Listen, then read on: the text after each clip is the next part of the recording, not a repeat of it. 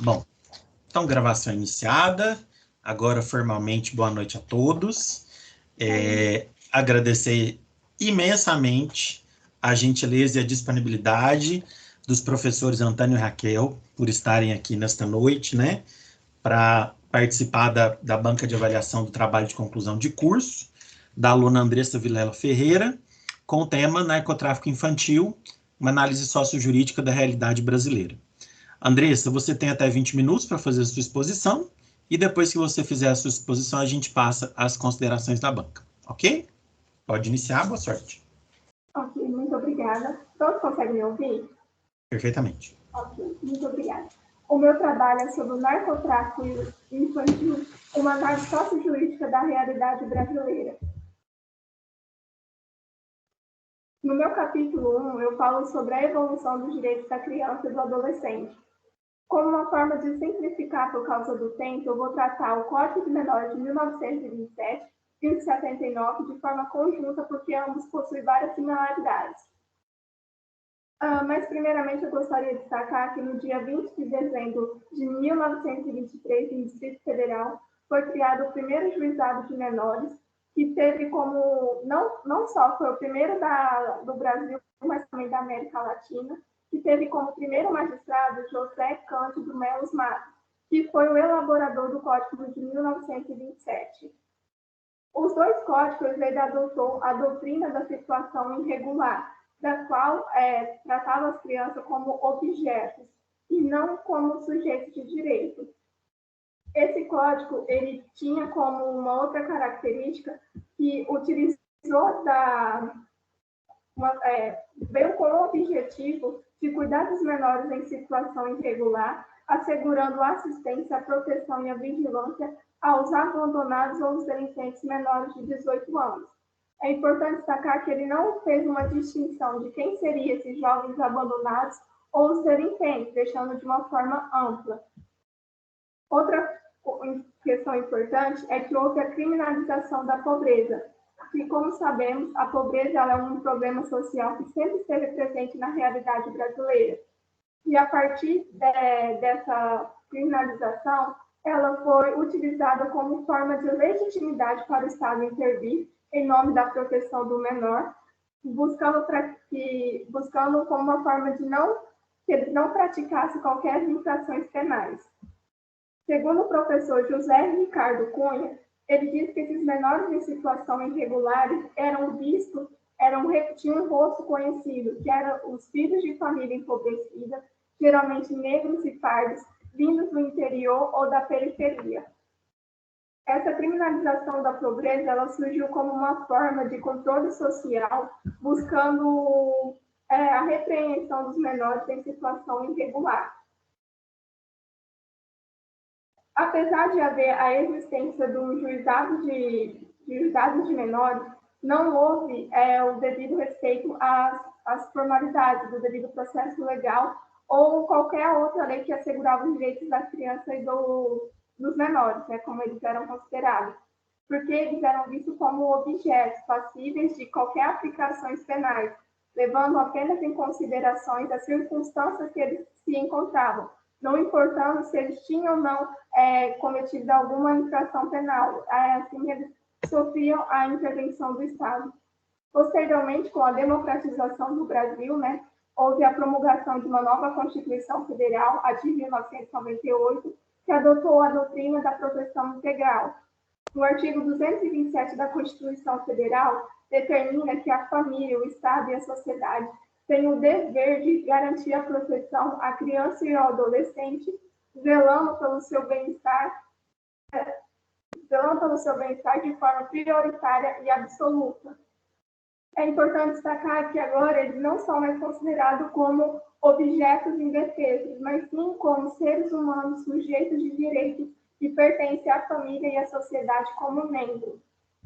E a partir do artigo 227 da Constituição Federal, nasce o Estatuto da Criança e do Adolescente de 1999, que ainda reconhece a criança como sujeito de direito e também reconhece a sua condição de menor, de pessoa em processo de desenvolvimento. e da qual que trata que a família, o Estado, a sociedade e a comunidade têm o dever de zelar pelo seu bem-estar e zelando para que nenhum dos seus direitos sejam violados ou ameaçados.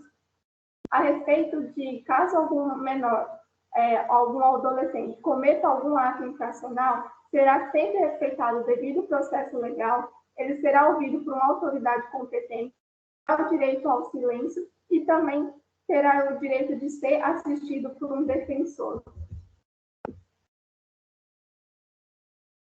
O segundo capítulo trata sobre o trabalho infantil. Durante muitos anos, o trabalho infantil foi explorado de maneira exaustiva, pois não havia lei que delimitava a sua proibição, tampouco lei que certificava os seus direitos. E, como uma forma de garantir essa proteção, nosso ordenamento jurídico brasileiro, na consolidação das leis trabalhistas, CLT, de 1943, assegurou essa proteção aos adolescentes. No artigo 443, determina que a proibição de qualquer trabalho realizado pelos menores de 16 anos, exceto na condição de aprendiz a partir dos 14 anos de idade.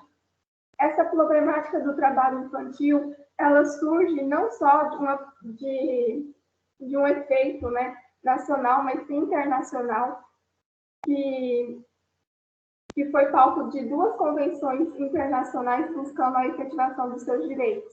A Convenção de número 138 da OIT, Organização Internacional do Trabalho, dispõe sobre a idade mínima de admissão ao emprego.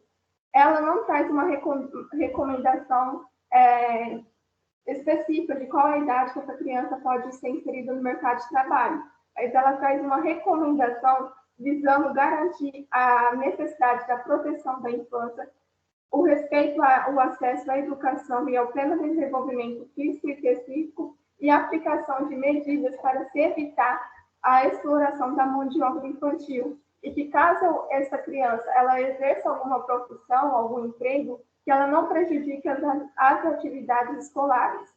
A segunda convenção importante é a Convenção de número 182, que dispõe sobre a proibição das piores formas de trabalho infantil. Ela tem como objetivo aniquilar a exploração da mão de obra infantil, ressalvando a importância da educação fundamental e profissional, dos programas sociais e também o desenvolvimento econômico e sócio e a segurança social.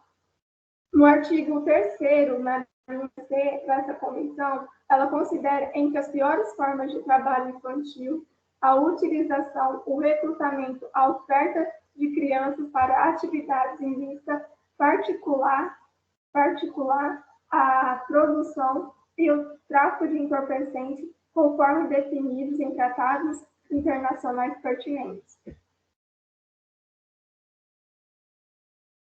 Eu trouxe dois gráficos da pesquisa do PNAD, Pesquisa Nacional por Amostra de Domicílios Contínuas, que ela foi realizada entre os anos de 2016 a 2019, que foi realizada uma pesquisa em todo o território nacional para tratar sobre o trabalho infantil, que levantou desde os dados das atividades econômicas de autoconsumo, o trabalho doméstico e o trabalho em situação de perigo.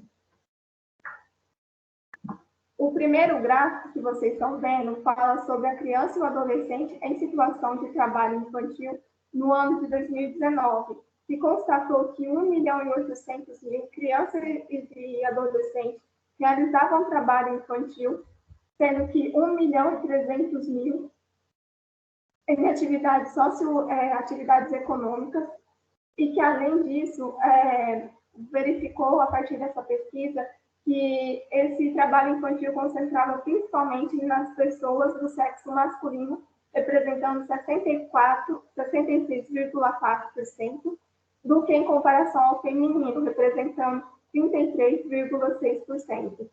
Outra característica que foi demonstrada nessa pesquisa é que o trabalho infantil era principalmente constante e presente, uma porcentagem maior para as crianças negras e pardas, representando 66,1%, em comparação às das crianças brancas, que eram representadas por 32,8%.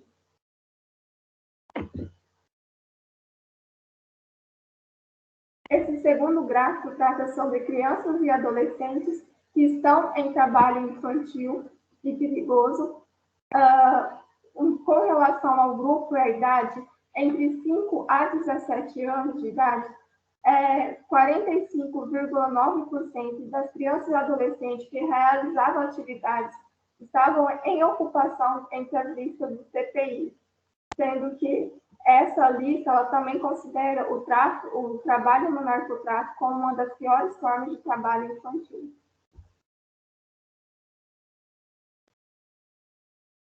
A ascensão do tráfico de drogas. Pelo fato da criança ou adolescente ele ser pessoas ainda em processo de desenvolvimento, tanto físico, tanto mental como moral, essas crianças são vulneráveis socialmente. E ainda existe outro fator que é a desorganização social, a miséria, a falta de investimentos em educação, esporte, cultura e lazer. Também um território marcado pela violência abre-se as portas para a ascensão do tráfico de drogas, porque o tráfico escolhe como os lugares vulneráveis para se instalar e realizar suas operações. E a mão de obra infantil ela é muito utilizada, é barata, é facilmente encontrada, ela é abundante e descartável. Eu trouxe, assim, por causa da pandemia e também pelo fato desses processos que envolvem criança e adolescente ocorrer em segredo de justiça, não foi possível realizar pesquisa de campo. Entretanto, eu utilizei a pesquisa do SEBRAPA, Centro Brasileiro de Análise e Planejamento, que trata sobre uma pesquisa, a pesquisa é Tráfico de drogas entre as piores formas de trabalho infantil, mercado e rede de proteção, coordenada pela coordenadora Ana Paula Guardeni. Essa pesquisa ela foi realizada com os menores que estavam em regime socioeducativo, cumprindo medidas, e ela fez um estudo tanto geográfico, tanto social, como análise do comportamento deles. E a partir dos dados coletados, ela constatou que entre os 64 adolescentes, 36% eram negros e 64% eram negros. E também foi verificado que a posição geograficamente, onde essas crianças estavam envolvidas em atividades que envolviam tráfico de drogas, eram áreas onde era menor a concentração da população branca, o que reforça um outro problema presente no Brasil, que é o racismo e a falta de organização e planejamento. Então, a partir da pesquisa do SEBRAPA e do PNAD contínuo, a gente pode traçar um perfil de qual seria dessas crianças e adolescentes inseridos no narcotráfico. Elas são crianças negras e pardas, de baixa escolaridade, que largaram a escola, de baixa renda econômica, maior o percentual de meninos envolvidos no tráfico de drogas, e também o território e a região onde eles moram são territórios vulneráveis socialmente.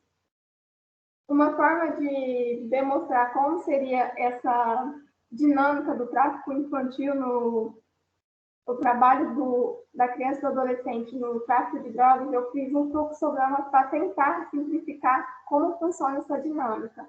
O tráfico de drogas, ele, como eu já disse, ele utiliza da mão de crianças e adolescentes, porque eles são facilmente encontrados, são mão de obra barata, abundante e descartável, e que eles possuem uma forte, como é que eu posso dizer, eles, numa posição de hierarquia, eles são pessoas que obedecem mais comparado aos adultos.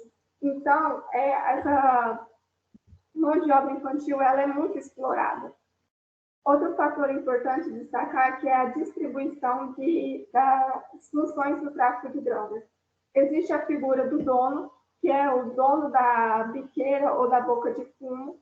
Existe a figura do gerente, da qual gerencia, que faz o controle da venda, do dinheiro, da movimentação, do fluxo das vendas. Existem os vendedores, que são quem faz a comercialização dessa droga. existe a figura do olheiro, que faz a fiscalização, o controle e avisa quando a polícia ou facções rivais entram nos seus territórios. Existem os aviãozinhos que fazem a circulação da droga e os soldados que fazem a proteção das biqueiras e das bocas de fumo. É importante destacar que o trabalho dessas crianças, elas geralmente trabalham entre 6 a 12 horas por dia, mas tudo depende do cargo. Se esse menor ele for um vendedor, ele pode chegar a trabalhar entre 8 a 15 horas por dia. Então, essas jornadas de trabalho, ela pode ser realizada em qualquer período, principalmente noturno. Sobre a problemática do narcotráfico infantil, ela promove a evasão escolar. Muitas crianças que trabalham no tráfico de drogas, que chegam a cumprir jornada de 6 a 12 horas por dia, elas não conseguem depois ir na escola e cumprir as suas atividades educacionais. E também existe outro fator de investimento na educação, que parece que nunca foi o foco principal do país, e isso dificulta ainda mais o incentivo e os investimentos na educação. É importante destacar que o tráfico de drogas ele é uma rede social. Ele não é apenas um local onde o menor elabora. Ali ele consegue encontrar pessoas que são semelhantes a ele. Ele pertence a algum grupo. E essa sensação de pertencimento faz com que esses jovens entram no tráfico de drogas e também que eles permaneçam. Outro ponto importante destacar é o prestígio social que o tráfico de drogas ele promove.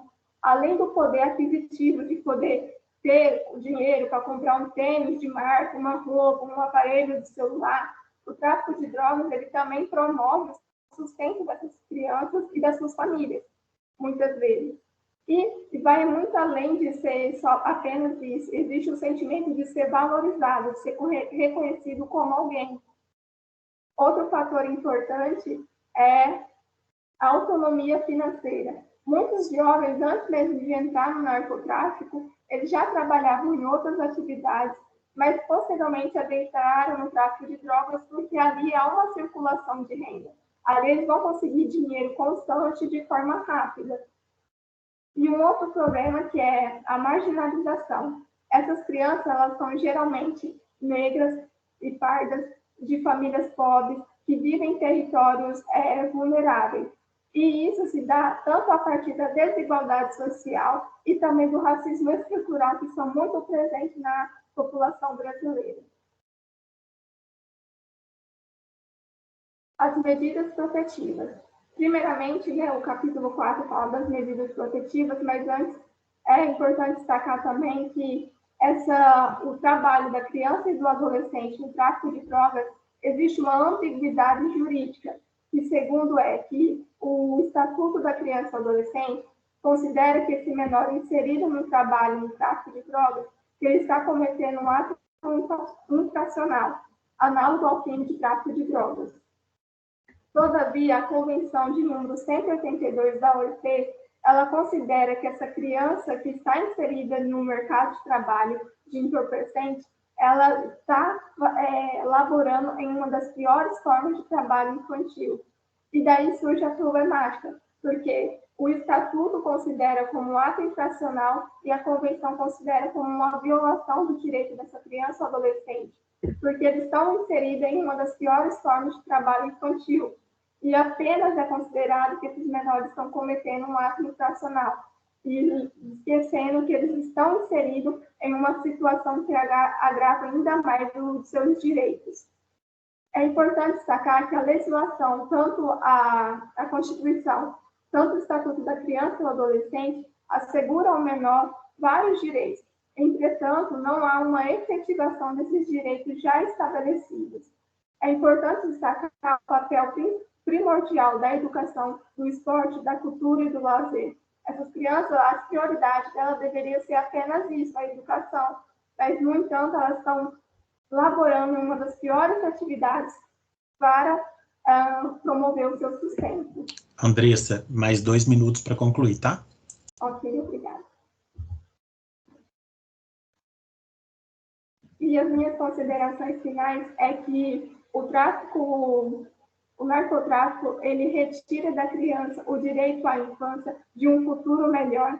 E também cabe destacar a importância das medidas protetivas e das medidas públicas de forma eficiente para garantir que todas as crianças e adolescentes tenham acesso à educação, à cultura e a lazer, independente da sua classe social, da sua cor de pele ou do local onde eles vivem. E também é importante destacar a relação tripartida, que é do Estado, da família e da sociedade, em garantir que nenhum direito da criança ou do adolescente sejam violados, porque eles são pessoas em processo de desenvolvimento e cabe a nós, como todos, garantir a sua proteção. E é isso, gente. Perfeito, Andressa. Faltou 30 segundos para você chegar no limite de tempo. Eu vou só retirar os seus slides, tá? Para ficar mais fácil a gente bater esse papo aqui. Então, dando continuidade aqui aos trabalhos, eu vou passar as considerações da banca para que, né, faça a sua avaliação, suas avaliações, suas críticas e possam te indagar a respeito do conteúdo do seu trabalho. Você sabe, Raquel, que na semana passada falaram que o que eu vou fazer é resquício de machismo. Mas eu vou manter, até porque o seu nome também está colocado logo abaixo do meu aqui na ata, mas me falaram que o sistema Ladies First é machismo, viu? Eu não sabia, não. Ué, aliás, me fizeram uma observação na banca, eu também estava com o Antônio, nessa mesma banca, para não deixar eu mentir sozinho aqui, tá? Que isso? Ai, eu fiz a mesma coisa e foi chamado do mesmo jeito até. Não é? Mas enfim, né? Esse pelo menos não é um machismo tóxico, né? Raquel, então eu te passo a palavra para suas considerações, mais uma vez agradecendo sempre a sua gentileza e a sua disponibilidade de colaborar nas avaliações das bancas de TCC. Ô, Bruno, eu não estava rindo de você, não, eu estava rindo para você. Machismo à parte, eu acho que delicadeza é uma coisa que tem que existir no mundo, e de repente essa é uma delas, não é? Então, vamos fazer uso da delicadeza, estamos precisando tanto de gente delicada no mundo. Bom, primeiramente, queria cumprimentar a Andressa, eu acho assim, é complicado, né, Andressa, a gente escrever, a gente vai chegando no final do curso, a gente vai ficando cansado, a gente tem muita coisa para fazer e tal, então quando a gente termina o TCC é muito bom, né? Então eu queria te parabenizar por isso, parabenizar pelo seu tema, porque eu achei um tema interessante, e aí eu fiquei pensando em várias coisas que eu vou te falar aqui, que aí a gente bate um papo, troca uma ideia, que eu acho que você vai me ajudar também, com a experiência e com o estudo que você fez. Queria cumprimentar o Bruno e o Antônio, os dois que estão aí comigo na banca, especialmente o Bruno, que fez o convite, e foi um convite, assim, delicadíssimo, né, e eu aceitei mesmo, porque eu gosto de ler e de estudar, e tem algumas coisas que me motivam a leitura, e eu achei bacana ler o seu trabalho, né, e compartilhar também aqui desse momento com o Antônio também, eu estou felicíssima, adoro as bancas onde o Antônio está, ele sabe disso, eu falo isso para ele toda vez, a gente é feliz quando a gente bate uns papos juntos, é muito bom. Então, assim, essa banca é uma banca muito bacana, você está muito bem assistida, viu? 2 feras que tem na sua banca. E eu agora vou fazer algumas considerações, Andressa, são considerações mesmo, você vai discutir com o Bruno, obviamente, para ver até se eu tenho razão, porque de repente nem tem, né? Então, eu li seu trabalho atentamente e eu fiz alguns apontamentos. Primeiro deles, eu adoro detalhe. Dedicatória, eu acho um negócio maravilhoso. Você fez uma dedicatória a alguém que te deu uma máquina de escrever. E a máquina de escrever, ela nos remete a uma série de situações. Né? São situações de memória, de recorte histórico, e eu achei bonito a maneira como você colocou na sua dedicatória. Eu, sinceramente, não tinha visto esse tipo de colocação em nenhum trabalho do direito. Eu achei bonita a maneira como você o fez. Né? Você agradece uma pessoa por sempre cuidar da família e também por ter lhe dado uma máquina de escrever. Achei tão bonito, achei assim, tão sentimental, eu acho bacana isso, eu achei bacana, né? Então, queria te cumprimentar por isso. vi lá os seus agradecimentos, você cita as pessoas que te ajudaram e a gente vê mesmo, né, o trabalho do TCC, ele é muito coletivo, né, muita gente pensa junto, muita gente ajuda a gente chegar num termo. E o que eu vou te falar aqui, sugestão, e vamos lá. Bom, eu acho que para você entregar seu trabalho mais redondinho, ele precisaria de passar por uma revisão, e aí é da língua portuguesa mesmo, para olhar a questão da harmonização ali das palavras, essa coisa toda que eu acho que é importante, e ele tem que fazer também um olhar, assim, metodológico, né, só mesmo para discutir a questão ali, para colocar ali a questão das suas citações, dos seus recuos, ver ali como é que faz seu resumo, sabe por quê? A gente vai ler no texto da gente, a gente lê uma vez, lê duas, lê três, no final a gente já leu muito, aquilo já passou, a gente fica cansado, geralmente a gente não tem um cidadão que fica ao nosso lado lendo para nós, porque se alguém pegasse e lesse para nós, facilitaria, né? Então, nós temos essa situação também. Só um minutinho. Nós temos essa situação também. E uma outra questão que eu acho que é bem interessante da gente falar. No seu resumo, tirar o espaço entre linhas, né? Fazê-lo na forma sem espaçamento. E eu, se fosse você, colocaria lá um pouco mais a questão do seu objeto de trabalho, com a sua problematização, que eu acho que ficou faltando, e alguns autores de referência. Inclusive, essa questão dos autores de referência, eu entendo que todo estudo acadêmico, ele pode ser feito de diversas formas, até mesmo utilizando as tabelas, um estudo que é quantitativo e tudo mais. Eu acho que você podia fazer isso, colocar na sua metodologia que você trabalhou com dados, e aí apimentar seus dados, porque tem questões lá que você apresenta duas tabelas singelas, mas tem muitos momentos no seu texto que você tem condição de fazer tabelas próprias adaptadas das informações que você tirou dos textos, porque elas vão ilustrar, inclusive, o seu caminho, assim, quando você cita alguns dados, quando você faz alguns apontamentos sobre essa coisa da violência, quando você fala da questão do narcotráfico e tudo mais, e aí uma outra observação que eu fiz em relação às siglas, tá? Eu vi lá que em um determinado momento você coloca a sigla e a explicação dela. Num outro momento você coloca a sigla e não põe o que significa aquela sigla. Então isso aí é bom você dar uma olhada, porque a pessoa que está lendo, às vezes, ela fica meio confusa na leitura. E geralmente, sigla, né, você explica ela uma vez, depois a sigla vem aparecendo. Você pode fazer uma lista de sigla lá no começo do seu trabalho, antes do sumário, que também te ajuda e ajuda quem vai fazer a leitura. Que eu acho que é uma coisa interessante, de repente, até para completar, né, no seu trabalho. Bom, e aí, uma outra questão que eu notei. Na sua introdução, eu vou pegar aqui, porque eu fiz um apontamento no seu texto mesmo. Vou abrir ele aqui. Na sua introdução, eu aí faço uma colocação diferente do professor Lucas. O professor Lucas, ele acha que na introdução a gente não tem que fazer citação, nem nada, essa coisa assim, ele acha que não tem que fazer. Eu, ao contrário, eu penso que numa introdução, quando você põe lá objeto, objetivo, problema, justificativo, e você põe lá os seus autores de referência, é interessante porque isso dá para nós uma visão mais inteira do seu trabalho, divisão em capítulos, o que você pretende em cada um, né? Aqui você colocou na sua introdução alguns dados, quando você fala, né, o Brasil tem 69,8 milhões de crianças, adolescentes, tal, você cita uma pesquisa, até uma pequena tabela dessas pequenininhas você pode fazer para colocar, que não é demérito para o seu texto, muito pelo contrário, eu acho que ajuda, né, quando a pessoa está lendo seu texto.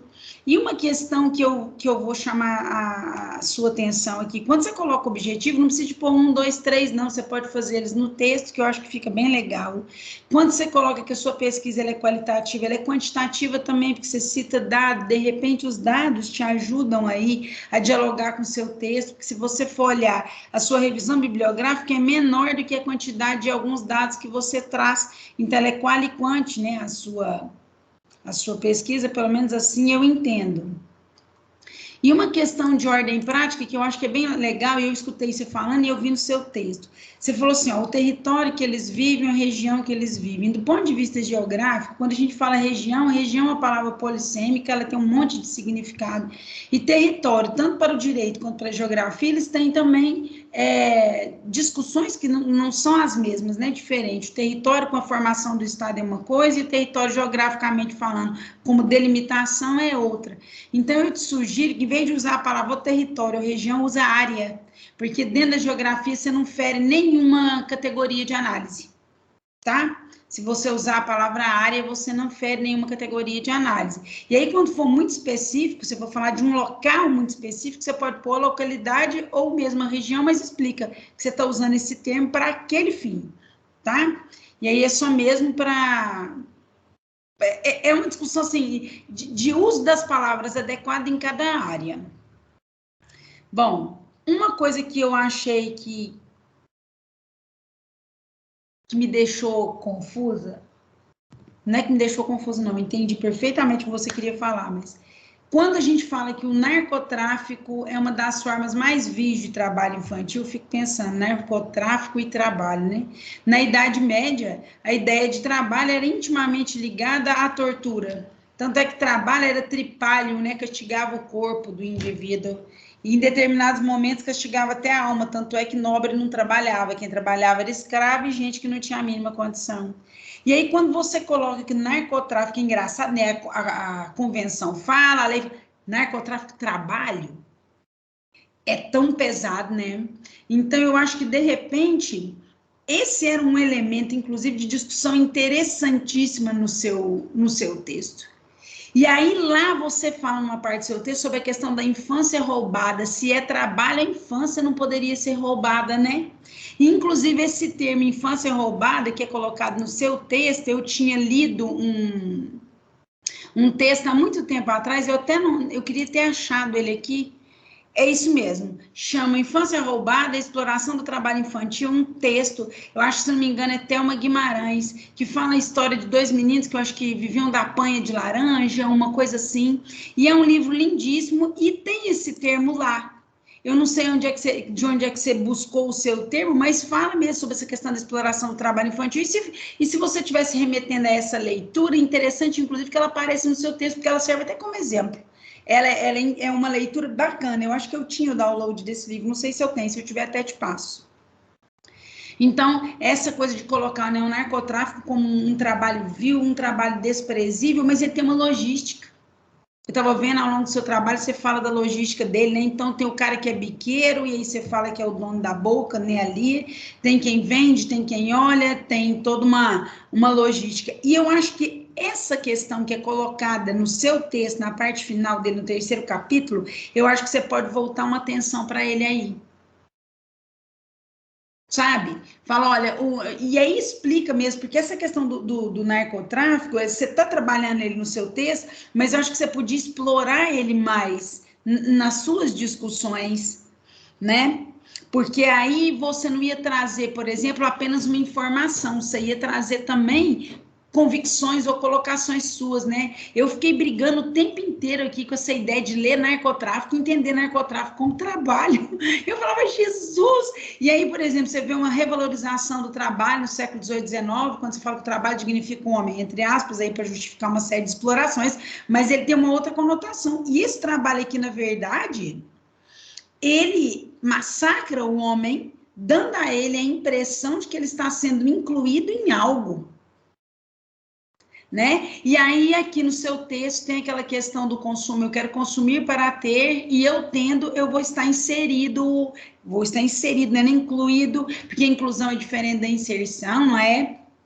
E aí eu lembrei, tem uma leitura inclusive que pode te ajudar, né? O Milton Santos, quando ele fala do cidadão, da cidadania fragmentada e etc, ele fala justamente isso, né? É o espaço que você não ocupa, são direitos que você tem de desfrutar de determinadas situações e que você não desfruta porque você é excluído, você não pertence, certo? Então, assim, é interessante olhar sobre a ótica da exclusão, porque o seu trabalho ele tem uma pegada sociológica bem grande, né? Então, você tem uma série de discussões que você poderia trazer, inclusive para preencher ali algumas falas que você apresenta, mas que você, por exemplo, não cita um autor que de repente te dá um suporte, né? Na terceira parte do seu texto, eu percebi assim. Na terceira parte do seu texto, inclusive, você coloca dados que eu transformaria em pequenas tabelas, porque eu acho que ajuda você quando você faz a sua análise e ajuda quem está lendo, né? O seu texto. E aí, então, essa questão do narcotráfico como trabalho, um trabalho vil e etc., a questão dos dados de tabelas em gráficos. Uma outra coisa, você fala do trabalho infantil. Eu não sei para você, quando você leu, e é tão engraçado isso, e quanto mais eu estudo, mais eu penso nisso, eles falam trabalho infantil, e a ideia que a gente tem, né, do infantil é criança pequena, né? A gente não pensa no adolescente, e eu acho que cabe, quando você coloca a questão do trabalho infantil lá no seu texto, eu sei que você vai falar dele mais para adiante, mas eu acho que cabe você fazer uma explicação a respeito disso, teórica mesmo. Que ideia é essa de trabalho infantil? Como é que você ressignifica essa palavra? Porque o infantil aí, ele amplia a ideia só de infância, né? Ele vai para mais adiante, né? Então, seria bom verificar isso, que eu acho que é interessante. Eu acho que se você fizesse essa explicação, acho que você dá uma pegada forte no seu trabalho, porque a ideia de trabalho infantil é muito próximo da criança, mas não é só criança, né? E aí, então, eu acho que é interessante você definir isso antes de você entrar no tema especificamente. Quando você cita lá atrás o trabalho infantil, você já trabalhar com essa perspectiva, que eu achei que é legal. E aí, quando você faz lá toda aquela logística do narcotráfico, você apresentou aqui num slide seu,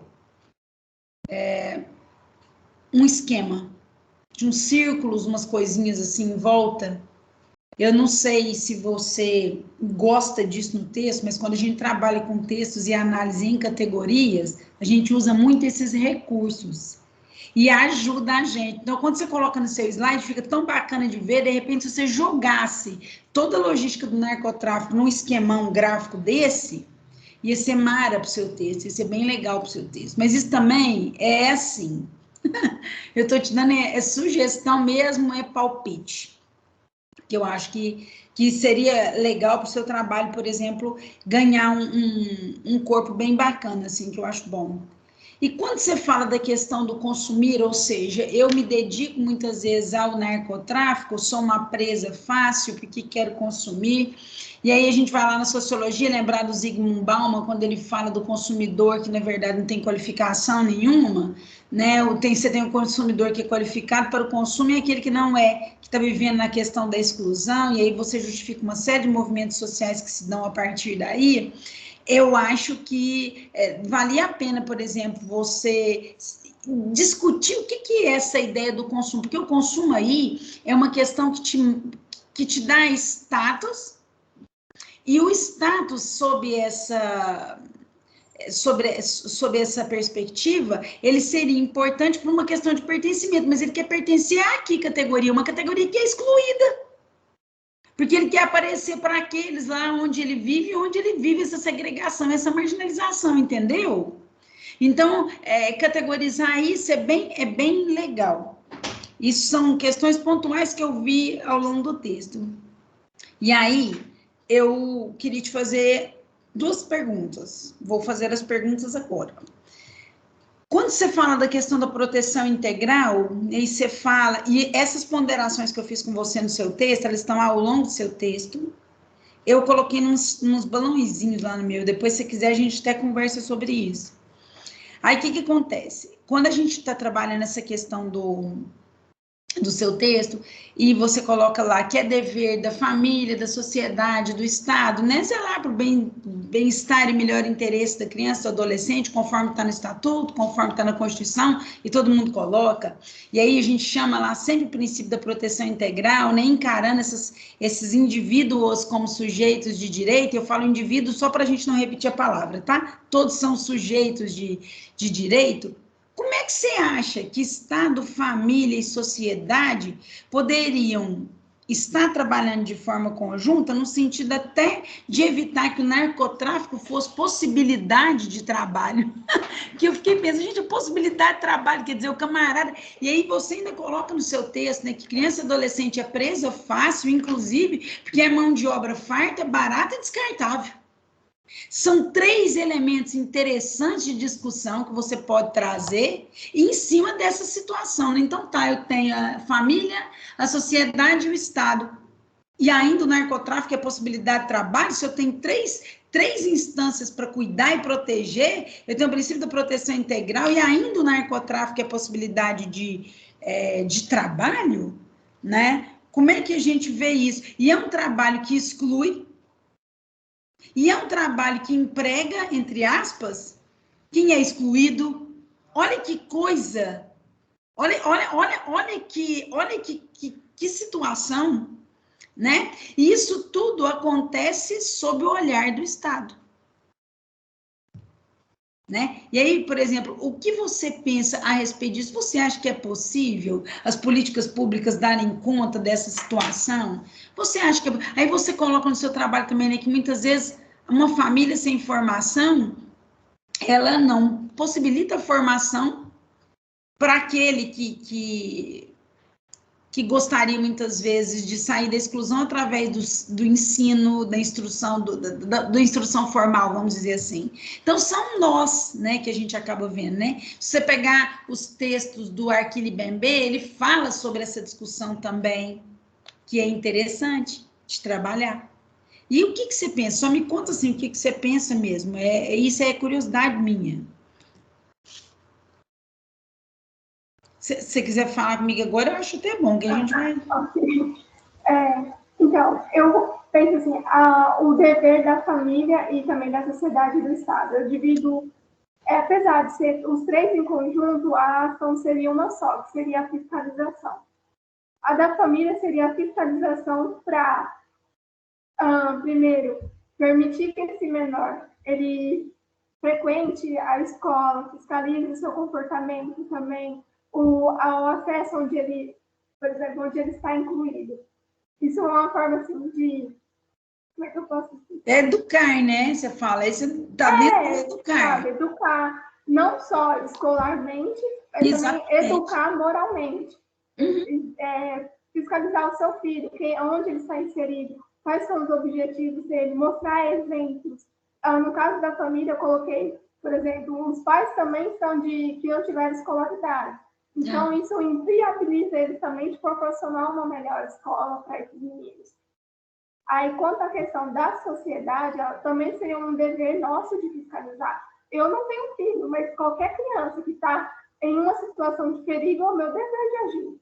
Se eu estou vendo que uma criança está à meia-noite vendendo droga, aquilo ali também afeta. Porque essa criança vai ser o futuro do país. Eu preciso dela, né? Assim, preciso dela na sociedade. Ela tem o seu devido valor. Então, eu, mesmo que não tenho filho, que não tenho nenhuma criancinha, é o meu dever proteger ela, porque ela é uma pessoa que é importante na comunidade. E na questão do Estado, também é de fiscalização, porque o Estado ele tem os seus deveres. A gente paga imposto, a gente quer uma educação melhor, projetos de pesquisa, quer programas sociais para viabilizar uma melhor qualidade de vida para todos.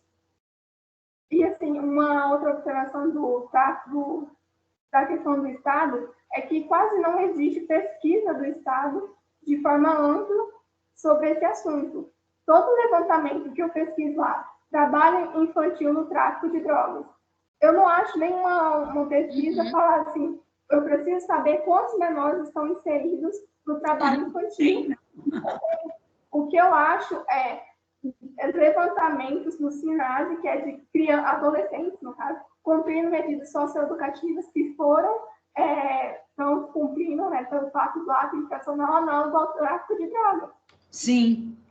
Não existe um levantamento para fiscalizar quem são essas crianças. E quando você não conhece quem são essas crianças envolvidas no narcotráfico, você não tem como colocar em prática medidas socioprotetivas, educativas, nenhuma. Você está vivendo na omissão, não reconhecer a realidade brasileira. E aí eu acho que, na verdade, você pode apimentar isso no seu texto. Você fala isso sutilmente, inclusive, no final. Mas você pode dar uma pimentada nisso, porque o que que acontece? Quando você coloca narcotráfico como possibilidade de trabalho, que você vem trabalhando isso, você vem trazendo isso, veja bem, uma possibilidade de trabalho completamente detestável, vamos dizer assim, do ponto de vista da vida e da convivência. E aí a pessoa trabalha no narcotráfico para aparecer e ter status junto àqueles que também têm a mesma profissão que ele. Eles vão subir de categoria dentro do mundo do crime. Olha que situação! E aí, então, o Estado realmente, em termos de dado, ele não vai te oferecer o dado. Mas se você percebe que existem algumas pesquisas que podem te levar a orientar, inclusive, essa possibilidade de que o Estado deveria agir de uma outra forma, seria interessante. Seu trabalho colabora para a comunidade, entendeu? É legal. E uma outra pergunta, e última pergunta. Quando você coloca no ECA tem uma orientação e tem a Convenção 182, e você fala que as duas elas acabam em algum momento aí trombando, né? Até pela qualificação do tipo de conduta e tudo mais, como que você se coloca diante dessa trombada? Eu coloco isso como uma violação dos direitos da criança e do adolescente. Porque antes dele ser um infrator, ele é uma criança que tem um direito, mas esse direito é negado a ele, é retirado dele. Então, assim, eu considero que, por mais que ele está envolvido, realmente está envolvido na exploração de uma atividade ilícita, que causa inúmeras consequências sociais, entre outras, né? Mas não querendo adentrar muito, mas apesar dele estar envolvido no narcotráfico, ele é uma vítima também, porque estão sendo retirados seus direitos. Muitos abandonam a escola porque sofrem algum tipo de preconceito ou têm uma dificuldade de permanecer, de trabalhar no tráfico de drogas e também exercer as atividades escolares, que também exigem muito do aluno. E ainda uma região que... Atividade incompatível, né? Você trabalhar de madrugada, estudar às 7 horas da manhã. Então, assim, tem umas questões que são interessantes, porque você traz, inclusive, processos que são da urbanização do Brasil, né? Sim. São resquícios da urbanização excludente do Brasil, que segrega, né? Então, é interessante lidar com essa perspectiva. E você me respondeu essas questões. Olha, gente, vocês me desculpem, eu estendi um pouco na fala, mas eu li o seu texto, li as interfaces que você colocou lá, pensei na quantidade de trabalhos que a gente pode fazer a partir de colocações que você faz no seu texto, né? A gente sabe que esse trabalho seu está longe de esgotar o tema, mas ele abre possibilidades muito boas, né? Então, eu te parabenizo por isso. Cumprimento o Bruno, acho assim que, na verdade, é um trabalho que dá trabalho, né? Você organizar e pensar nessas situações todas, tá? E, no momento, estou satisfeito. Me desculpe a falação, mas eu achei importante dizer, tá? E devolvo a palavra para o Bruno, o professor Bruno, para ele poder continuar o andamento da banca.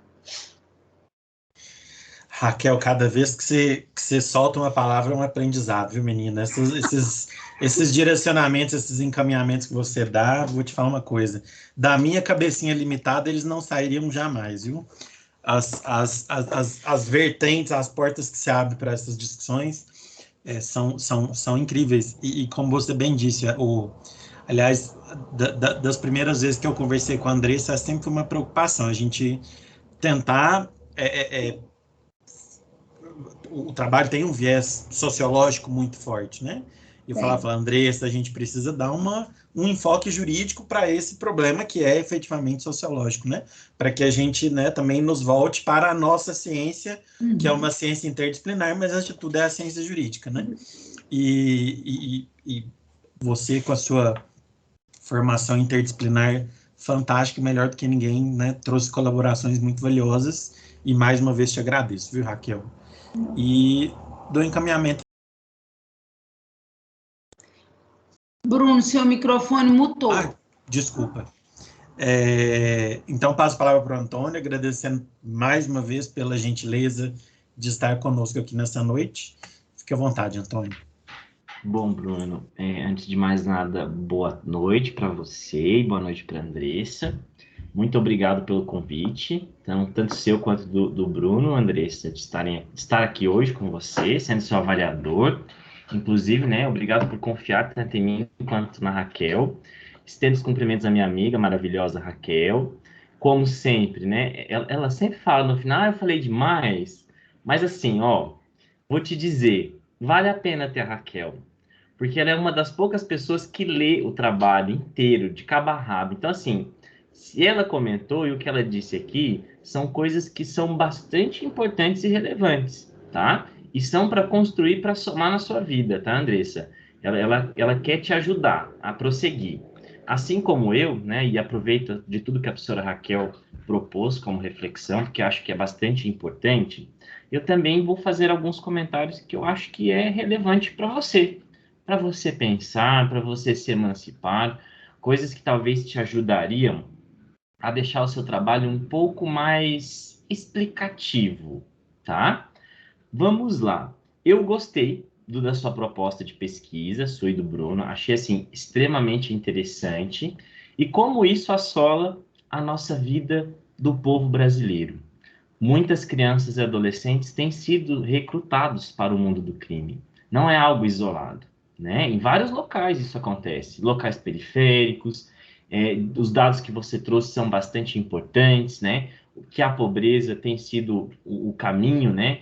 Que os criminosos têm se aproveitado dessas crianças e adolescentes para recrutá-los para o crime, e que quando nós olhamos isso, né? A ausência de distribuição social, de renda, percebemos que falta o Estado ali, né? O Estado está faltando, por isso que essas pessoas não têm outra alternativa. Engels já disse, né? Quando a pessoa estiver numa situação catastrófica, ela vai, né, se socorrer do crime, morrer lentamente de fome, né? E aí a pessoa tem que escolher, né? E aí quem que vai morrer lentamente de fome? Não, as pessoas acabam por cometer crime. Mas vamos lá, ó. Eu gostei bastante da proposta, mas acho que você poderia fazer pequenos ajustes, talvez não agora, né? Porque está muito em cima da hora. Em nome de Jesus, nós vamos acabar esse semestre, sabe que vem, mas que você pense no futuro, né? Porque nenhum de nós aqui queremos que você pare hoje, né? Acabou a graduação, tchau, nunca mais vou fazer nada, né? Não, nós queremos que você continue.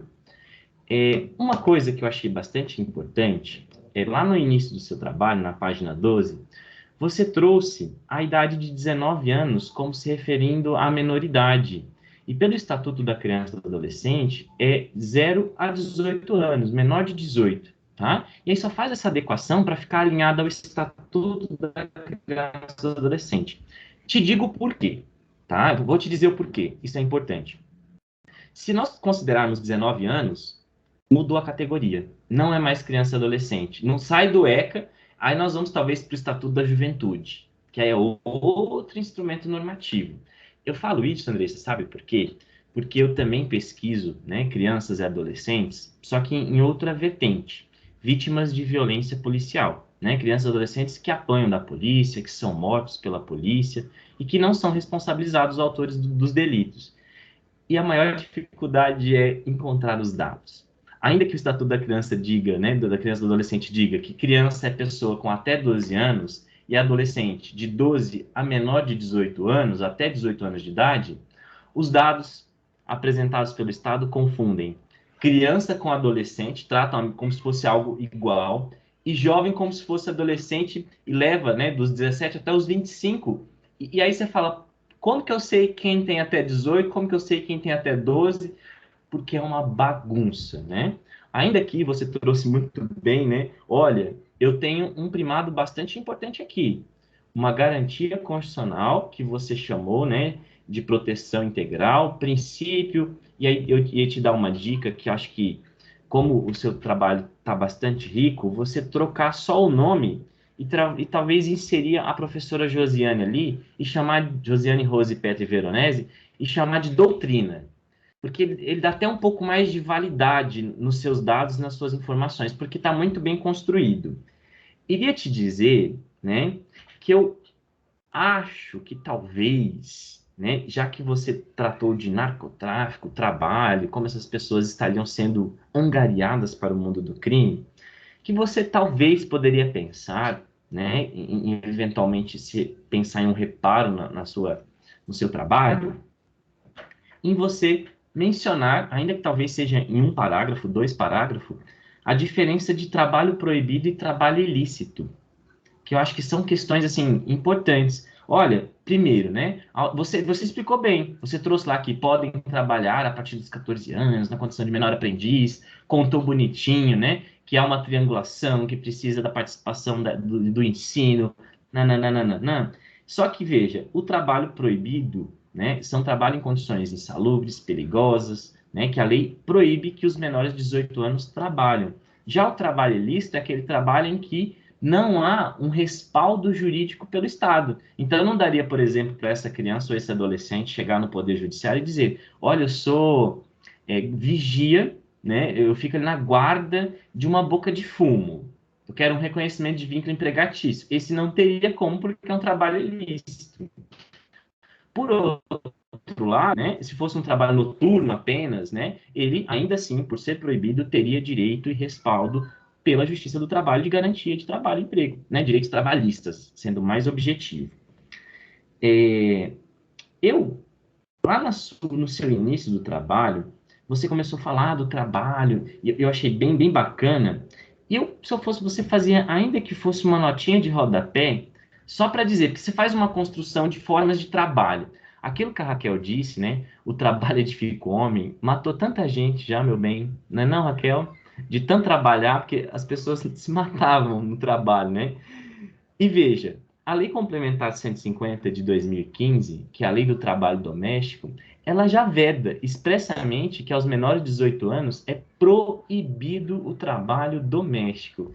E aí você trouxe o narcotráfico, mas existem também crianças que trabalham no trabalho doméstico como se fosse um serviço mesmo, assim, algo bem,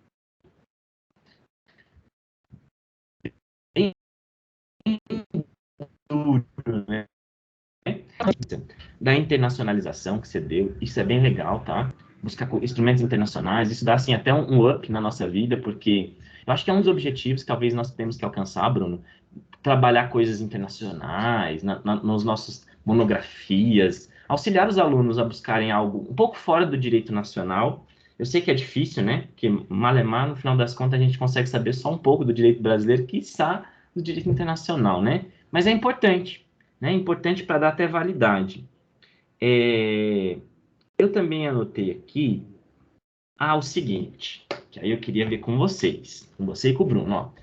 Eu achei, na minha opinião, e depois se a Raquel quiser falar também, não sei se ela... A Raquel é bem detalhista, e eu achei que ela ia falar, ela passou, hein? Então, talvez ela...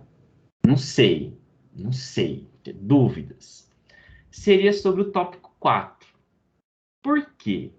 Eu achei, na minha opinião, que ele ficou só um pouco fora, perdido, solto. E talvez ele seja o último item do tópico 3. Deixa eu só ver uma coisa aqui. Por quê? A Raquel, ela abre de ver... Aí vamos brigar aqui agora, né? Nós temos um pouco de divergência quando o tema é metodologia. Andressa, não se assuste, tá? O professor briga, corre,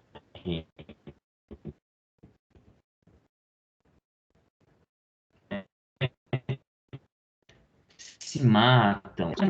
Eu particularmente, né? Não chamo mais o TCC de capítulos, eu chamo de sessões. A introdução, para mim, ela seria o item 1, mas não numerado, e começaria no 2. Mas você começou no 1, como seria o 2 para mim, mas tudo bem. Aí você tratou 1, 2, 3, eu colocaria o seu 4 como 3.7, e não deixaria ele como o 4. Por que tu faria isso? Só para te explicar. Porque como o seu tema é narcotráfico, né, trabalho infantil, a medida protetiva, que seria o seu último tópico total, assim, teria que ser a resposta ao seu problema de pesquisa, que aí não é, porque você fala de medida socioeducativa. Senão parece que é ele, entendeu? Aí só trocar para 3.7, que eu acho que seria assim, uma cereja bem colocadinha no bolo para ficar bem bonitinho. Até mesmo porque ele só tem 4 páginas. Para ser um capítulo ou uma sessão, ele ficou muito pequeno. tá? E, faltou tempo para desenvolver ele. Na verdade, Antônio, foi até dentro do que eu tinha comentado aqui. Quando a gente, nos primeiros debates que eu e a Andressa fizemos, a proposta era justamente falar isso. De que forma o que nós temos hoje, em termos de medidas socioeducativas e medidas de proteção lá do 101, poderiam colaborar com a retirada, ou com o afastamento, ou com a diminuição da incidência do narcotráfico na vida, né, das crianças que estão inseridas nessa realidade. Mas aí faltou tempo para poder, Bruno, desenvolver, assim, entendeu? Eu entendi. Eu acho que tirar vai ficar o TCC dela com 30 e pouca. Aí não dá. Não, mantém. Só que aí transforma no 3.7, que aí eu acho que fica assim, legal, porque tá bem pequenininho, tá? Pra ela não apertar muito, assim, não ficar muito. Mas tá bom, viu? No mais, Andressa, eu sei que pela sua cara jovial, por ser uma jovem, tá? Isso aqui é a sua primeira pesquisa. Quero te parabenizar, tá? Parabenizar de verdade por ter conseguido chegar aqui, por ter terminado esse curso. Eu sei quão difícil é, né? A gente se esforçar e por não ter desistido, tá? O seu trabalho tá bom, você é bastante competente, dá para perceber que você é a autora de tudo que está escrito ali. E espero, né, tanto com a minha fala e com a fala da professora Raquel, que tenhamos colaborado para a sua construção e para que você, né, continue, não saia daqui, volte a fazer uma pós-graduação que o Bruno vai conseguir colocar para nós ali, né, vai dar um jeito de arrumar uma pós, continue, volte e não saia daqui. E, professor Bruno, não tenho perguntas e devolvo a palavra a você e agradeço a participação. Muito obrigado, Antônio. Relevantes considerações também. E aí eu só vou, em nome da Andressa, reiterar isso que eu tinha comentado. A proposta era que o último capítulo ele fosse justamente isso, né? Como eu disse, essa abordagem de o que temos hoje em termos de medidas socioeducativas e medidas de proteção que poderiam ser utilizadas como instrumento contra o narcotráfico, por assim dizer, né? Mas Ô Bruno, ó, perdoe, né? Desculpa. Tem uma coisa, né? Pensando assim, em aumentar, mas não aumenta não, Andressa, não fica doido não, não, pelo amor de Deus, né? Ó, uma coisa legal, tá? Bacana. O adulto que pratica o crime com a criança, ele comete corrupção de menor. É um crime próprio do ECA. Lá, corrupção, vai lá pro estatuto. Tem um crime no estatuto, tem um crime no Código Penal, tá? Que você poderia discutir também, mas não faz isso agora não. Pensa na pós aí, alguma coisa assim, porque, né, Deus me livre. Agora, minha filha, faltando 50 minutos pra gente encerrar a nossa vida. Não, mas esse tema, quanto mais você lê e estuda sobre ele, mais você vê que você tem que falar muita coisa, tem que aprender muito. Então, não tem como, senão tem um tá trabalho ótimo, sem viu? fim. Mas tá ótimo, tá? Ok, muito obrigada. A Andressa perceptivelmente é uma das poucas alunas que vai sair da faculdade gostando do ECA, porque geralmente os meninos acham que Estatuto da Criança e do Adolescente e a disciplina de ECA é uma coisinha acessória ali, não uma disciplina para preencher currículo e preencher grade. Mas E a eu Andressa, só vim para o direito por causa do ECA, então... exato, a Andressa tem esse diferencial. Queridos, mais uma vez, obrigado a vocês, viu, pelas considerações. Andressa, eu vou te pedir que permaneça aqui na sala, se você quiser eventualmente desligar a câmera, não tem problema. Eu, professora Raquel e professor Antônio, vamos sair daqui rapidamente para deliberar sobre a sua nota e já já a gente volta aqui para poder proclamar o resultado, tá bom? Não saia da sala, fique por aqui. Bruno, você vai fazer como? Vou ligar no WhatsApp para vocês, fazer um vídeo, Beleza, beleza, tá? beleza.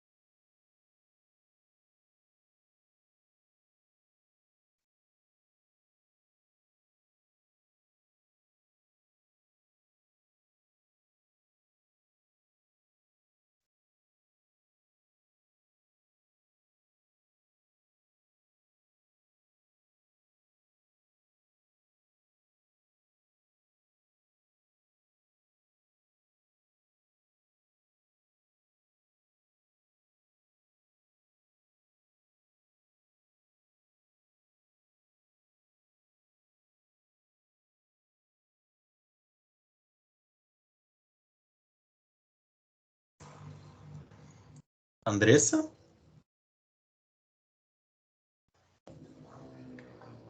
Sim.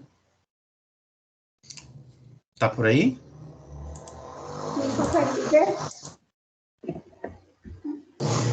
Você vê que quando é para reprovar, a gente demora um pouquinho assim, Demora por isso que a muito. deliberação demorou. Andressa, então vamos lá. Nos reunimos aqui à parte, deliberamos, e por fim chegamos à conclusão de que você está aprovada, com a nota final 80. Então, parabéns pelo seu esforço, pela sua dedicação, pela escolha do tema, que, né, agrada a todos nós que estamos aqui. Depois eu vou pedir para os professores assinarem a ata, vou te encaminhar, e aí depois eu vou só te passar umas coisinhas que eu queria que você alterasse para a gente poder fazer o depósito da versão final. Tá joia? Gente, não sai daí não, deixa eu fazer um print da gente aqui. Verdade. O Antônio sempre sai lindo nas fotos, toda vez ele Quando sai. eu crescer, eu quero ser igual a ele, Raquel. O Bruno também sai. Coitado. Botei até uma camisa hoje para ver se dá uma melhorada. Ele sai chiqueiro nas fotos. A pessoa mais roubada nessas fotos sou eu, gente. Ah, capaz. Vamos lá, ó. Andressa, feliz, viu? Aprovação, sucesso. Mas vamos tirar nossa foto bonita aqui, ó. 1, 2, 3 e... X. Deixa eu mandar pro Bruno aqui no WhatsApp. Eu vou mandar pro Bruno também. Andressa, quer dizer alguma coisa? Eu queria muito agradecer. Esse tema é muito importante para mim, porque eu fui uma criança que trabalhou. Eu comecei a trabalhar com 8 anos de idade, então eu sei o que é toda essa problemática. Assim, eu não cheguei a trabalhar no tráfico de drogas, mas estava assim, inserida no trabalho infantil. Então eu sei como que é isso, e por isso que eu vim pelo direito, e por isso que eu escolhi esse tema, e estou batendo na tecla do ECA, da proteção, da importância da educação. Então, eu gostaria também de agradecer a vocês por ter disponibilizado o tempo para assistir a minha apresentação. Muito obrigada. Que bom. Continue estudando para poder fazer a diferença, Andressa. Tenho certeza que isso vai ser muito importante na vida de muitas pessoas. Queridos, obrigado a vocês pela gentileza, pela disponibilidade. Obrigada. Um abração para todos. Tchau, tchau.